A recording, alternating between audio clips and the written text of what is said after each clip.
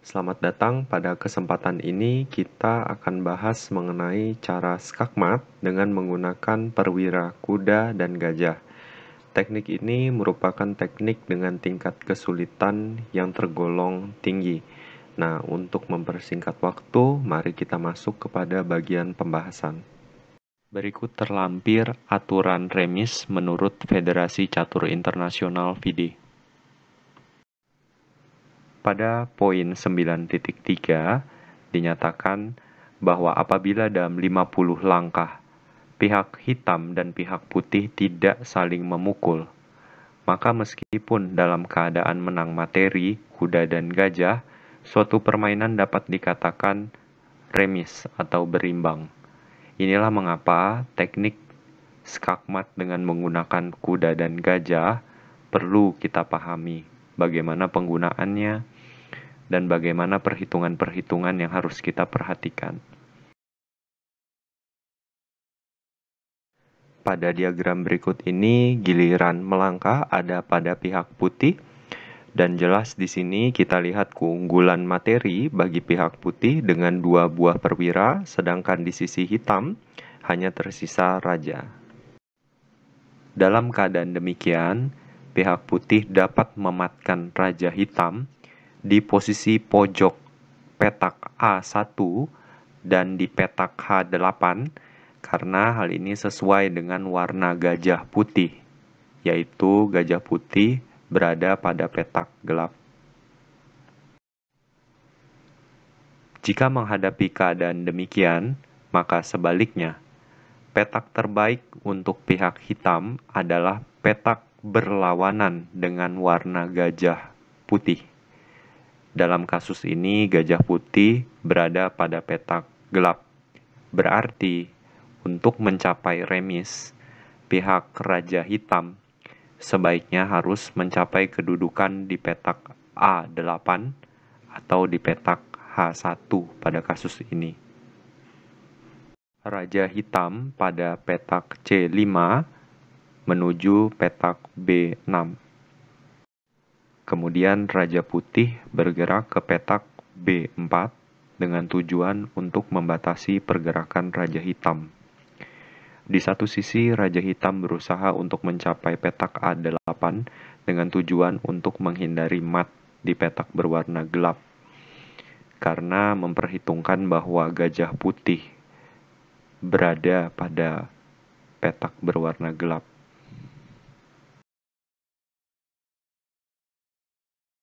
Dalam menghadapi keadaan demikian, maka tugas Raja Putih adalah terus maju untuk membatasi pergerakan Raja Hitam.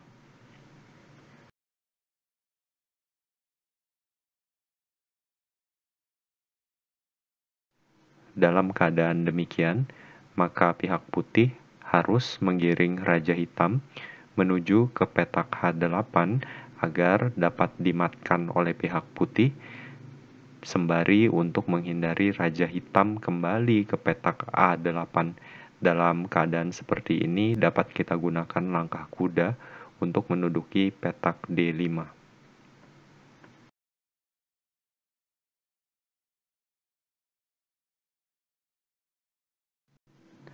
Pada giliran ini hitam sudah tidak memiliki langkah lain selain harus bergerak ke petak B8. Melihat keadaan ini, maka putih dapat menggunakan kesempatan ini dengan meletakkan gajah pada G3 untuk mengancam petak B8 skak.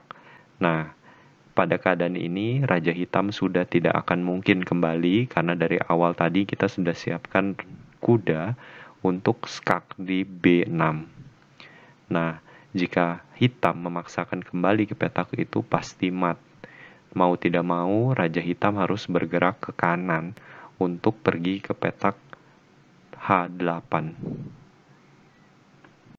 Jika permainan dilanjutkan dan hitam tetap kembali ke petak A8, maka hal yang akan terjadi adalah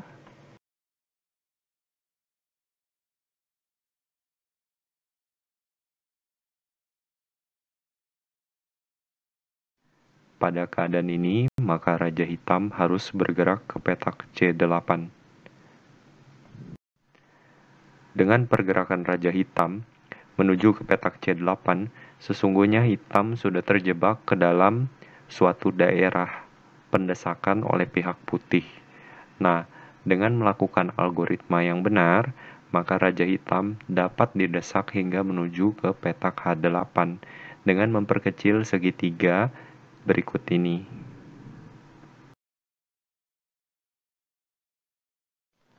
Perhatikan untuk mematkan Raja lawan dengan menggunakan perwira kuda dan gajah. Jika perwira tersebut tidak diperlukan, sebaiknya jangan digerakkan, karena daerah-daerah yang dikuasai tentunya akan menjadi melemah. Kita dapat mendesak raja lawan dengan menggunakan atau memanfaatkan raja kita. Perhatikan dalam keadaan ini, Raja Hitam sudah berada pada daerah yang lebih kecil dibandingkan sebelumnya.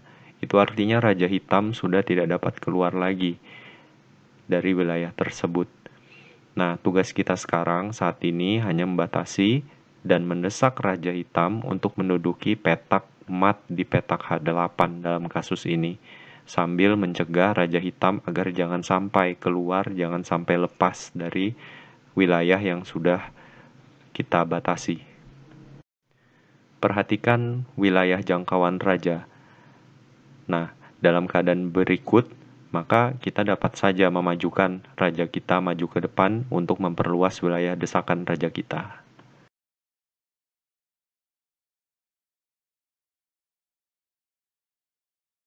Pada giliran ini, putih menjawab dengan gajah G3 menuju C7.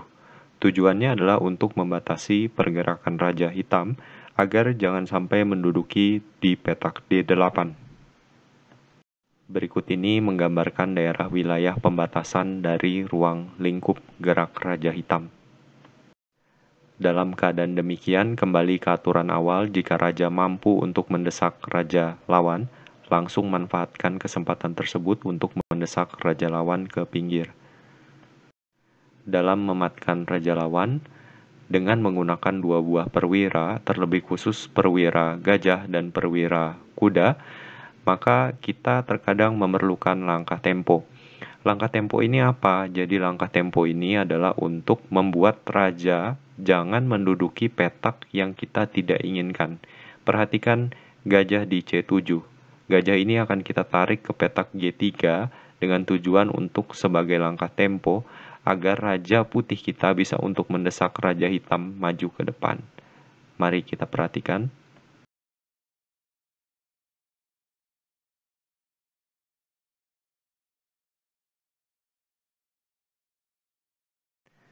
Perhatikan garis berwarna ungu. Garis itu adalah garis batas wilayah yang diinginkan oleh pihak putih untuk membatasi pergerakan Raja Hitam. Untuk mencapai ini, maka gajah di petak G3 harus ditaruh di petak H4. Namun keadaan ini akan menyebabkan Raja Hitam dapat lolos ke petak E6. Untuk mencegah itu perlu langkah antara. Bagaimana langkah antaranya? Raja Putih harus maju dulu ke petak D7. Perhatikan bahwa Raja Hitam mencoba untuk menghindari petak H8 untuk lari ke petak berwarna terang di petak H1. Pada keadaan ini, maka putih sudah dapat dengan aman memindahkan gajah putih di petak G3 untuk menduduki petak H4 dengan tujuan untuk memperkecil wilayah Raja Hitam.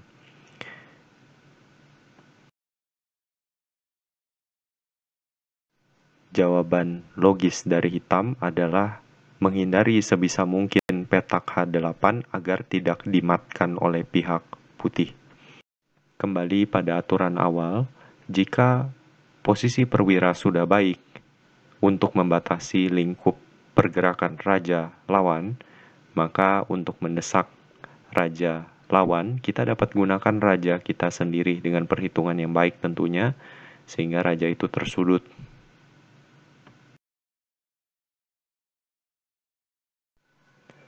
Perhatikan posisi pergerakan gajah dari H4 menuju ke petak F6. Tujuannya adalah untuk memperkecil wilayah raja, sehingga raja hitam semakin tersudut. Menghadapi keadaan demikian, jangan khawatir raja akan lepas dari penjagaan, karena posisi seperti ini sudah tidak memungkinkan raja untuk kabur dari penjagaan kita. Nah, menghadapi keadaan yang demikian, majukan saja raja untuk langsung dari posisi E7 ke E6 untuk semakin mendesak raja hitam.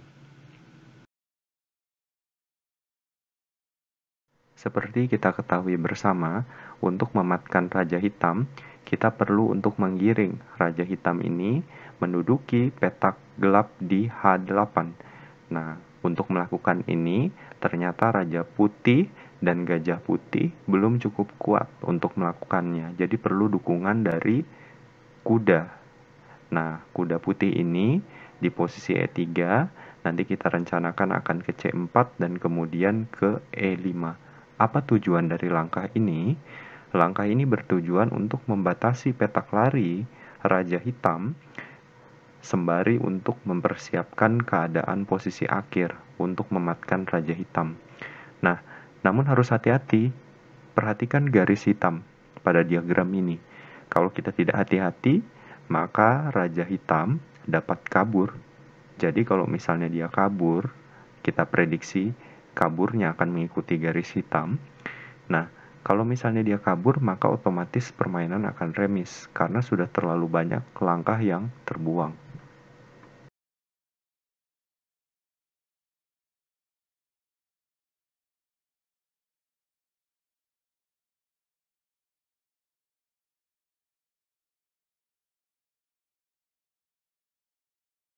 Pada keadaan ini, Raja Hitam sudah sedemikian terdesak, sedemikian hingga tanpa bantuan dari Raja Putih pun, perwira putih sudah mampu untuk membendung langkah Raja Hitam. Nah, keadaan yang demikian harus dimanfaatkan putih untuk mendesak Raja Hitam dengan menggunakan rajanya searah dengan garis berwarna hijau. Harapannya Raja Hitam nanti akan bergerak naik ke arah atau menuju ke petak H8.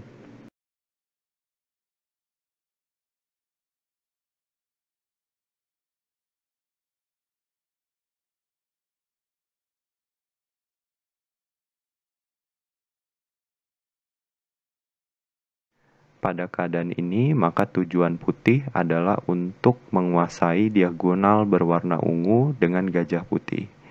Nah, namun kita lihat bahwa posisi Raja Hitam berada pada G8 itu mencegah gajah di E7 untuk menduduki petak F8.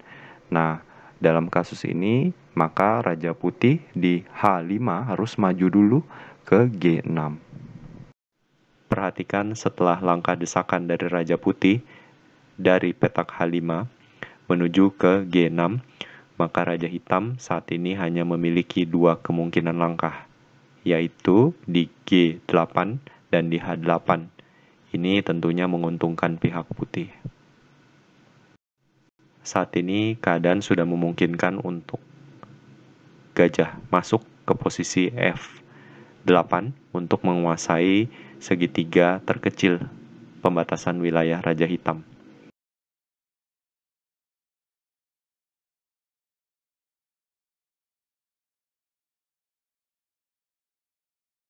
Perhatikan kuda. Kuda jangan langsung skak di F7, tapi kuda harus ke C6 dulu, baru kemudian maju ke E7 untuk skak. Dan kemudian nanti kita akan tutup langkah terakhirnya dengan gajah di G7.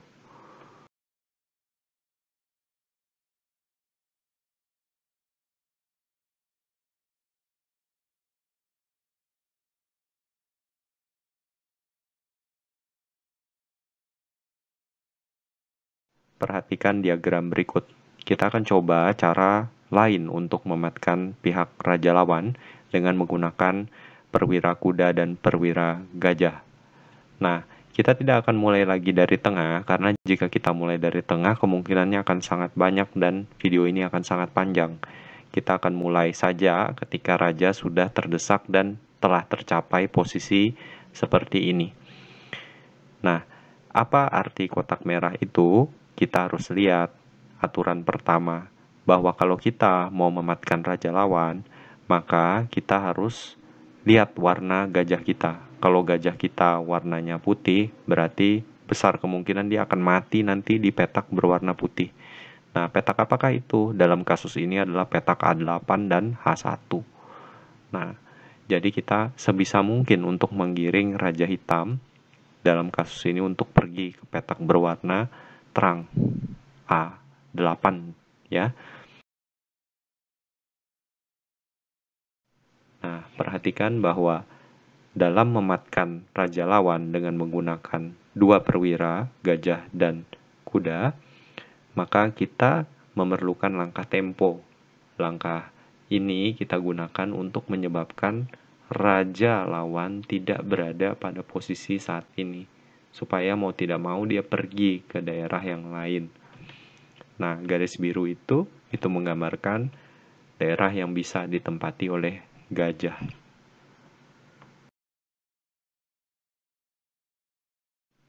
Perhatikan, sekarang raja hitam sudah tidak berada di G8. Artinya sekarang kita sudah bisa menempatkan gajah kita di posisi sebagaimana yang kita inginkan. Sekarang tinggal tarik saja gajah di E4 itu kita letakkan di H7 untuk mencegah raja tadi, raja hitam dalam hal ini kembali ke petak G8.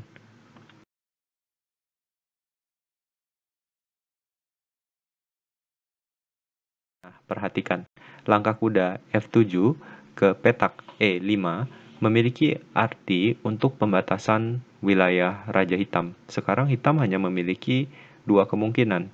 Dia bergerak ke petak F8 atau dia bergerak ke petak D8. Dua-duanya akan menimbulkan komplikasi kematian bagi raja hitam. Kita bahas dulu kemungkinan pertama. Kalau seandainya dia mencoba untuk lari lagi ke petak gelap, apa yang akan kita lakukan? Kuda akan kita letakkan pada posisi D7 untuk skak. Mau tidak mau sekarang raja hitam tidak memiliki opsi lain, selain dia harus bergerak ke petak E8. Kalau dia bergerak ke E8, maka ikuti saja dengan raja putih di petak F6, langsung geser ke kiri ke petak E6.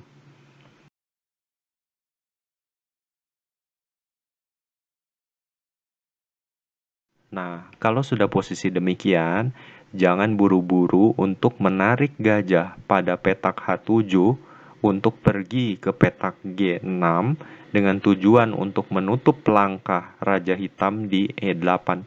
Jangan, karena kalau kita buat demikian, raja ini akan lepas. Jadi raja hitam nanti akan lari ke petak C7. Jadi langkah yang seharusnya kita kerjakan adalah geser saja rajanya dari petak E6, Anda geser ke petak D6. Ini akan membatasi pergerakan raja di petak C7 dan E7. Sudah pasti dia nggak bisa maju itu. Kalau raja hitam masih tetap berusaha untuk lari ke petak yang berlawanan dengan warna gajah putih, maka dalam posisi seperti ini, putih secara simpel akan menjawab dengan langkah gajah di H7 ke G6. Skak.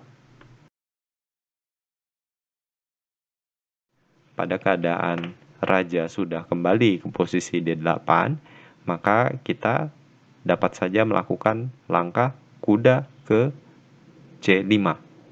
Harapannya apa kalau kita tarik kuda ke C5? Harapannya raja ini nggak bisa lewat di baris ke-7. Tetap saja dia akan di baris ke-8.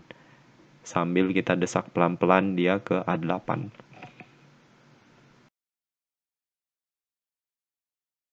Nah, dalam keadaan yang demikian ini, kita harus hati-hati dalam pembatasan wilayah gerak dari Raja Hitam. Jadi, perhatikan garis yang berwarna biru itu. Kita bisa lakukan langkah tempo gajah di garis yang berwarna biru itu. Namun dengan hati-hati ya, dengan perhitungan yang tepat. Nah, sekarang jangan langsung kita tutup gajah langsung bergerak ke F5. Jangan. Kalau kita langsung kerjakan seperti itu, maka raja yang hitam ini dia akan lari lagi ke petak D8. Jadi kita lakukan langkah tempo dulu. Dari gajah putih kita bikin langkah tempo dulu di garis yang berwarna biru.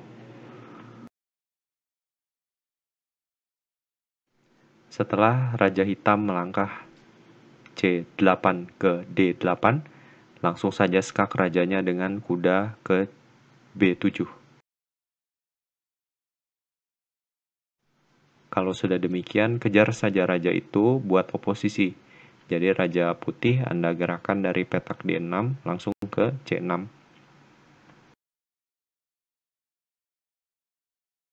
Perhatikan sekarang raja hitam mau kabur. Dari petak B8, dia mau kabur ke baris ke-7. Nah, supaya dia tidak kabur, cara simpelnya adalah geser saja raja putih dari petak C6 ke B6.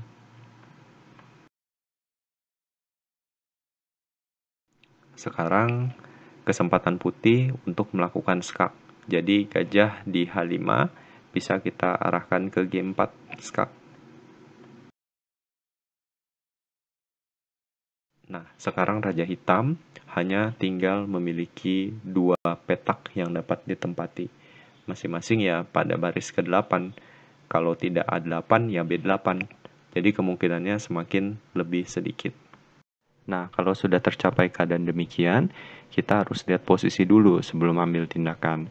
Jadi, teman-teman jangan buru-buru nih untuk langsung skak dengan menggunakan gajah putih di posisi petak F3. Karena nanti kalau kita terburu-buru, raja hitam tadi akan kabur lagi ke arah sebelah kanan. Nah, jadi apa tujuan langkah tempo ini? Langkah tempo ini mengharapkan raja hitam dari petak A8 bergeser ke B8. Kalau dia nanti bergeser, langkah teman-teman adalah skak dengan menggunakan kuda di petak A6. Nanti kalau kita sudah skak, mau tidak mau nanti dia akan kembali lagi ke petak A8. Kalau dia nanti kembali, baru diselesaikan dengan gajah untuk skak di posisi akhir.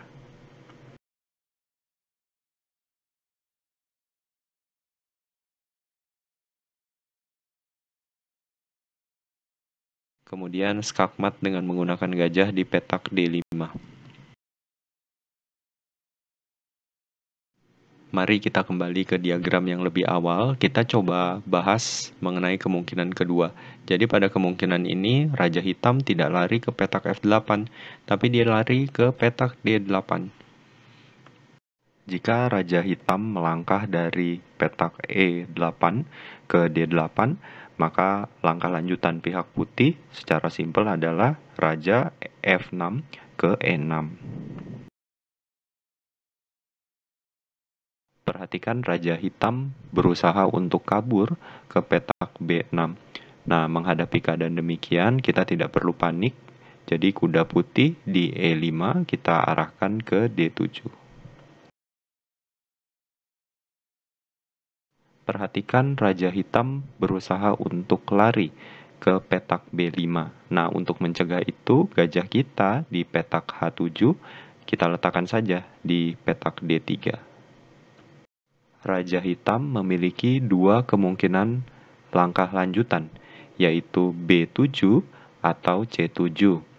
Kalau seandainya raja hitam memilih pilihan pertama, pergi ke B7, secara mudah raja putih akan maju ke petak D6.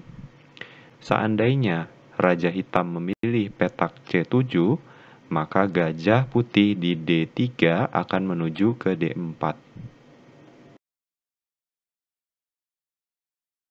Ketika raja hitam mundur dari petak C6 ke petak C7, langsung gerakan gajah putih di D3 langsung arahkan ke E4. untuk langsung memperkecil wilayah pergerakan Raja Hitam.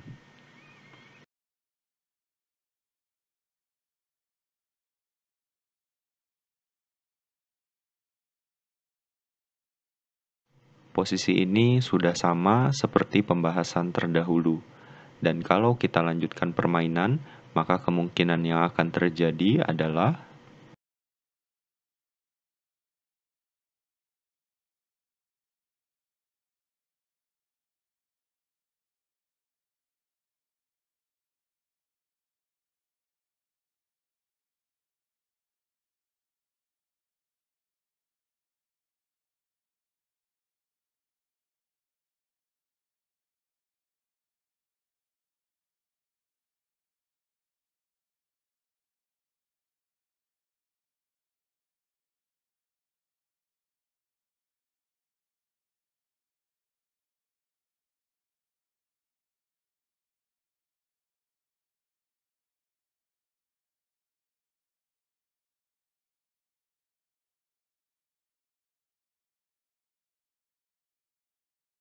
demikianlah akhir pembahasan kita tentang cara skakmat dengan menggunakan perwira kuda dan perwira gajah.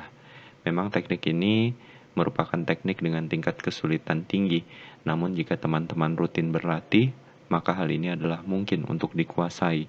Semoga bermanfaat. Terima kasih.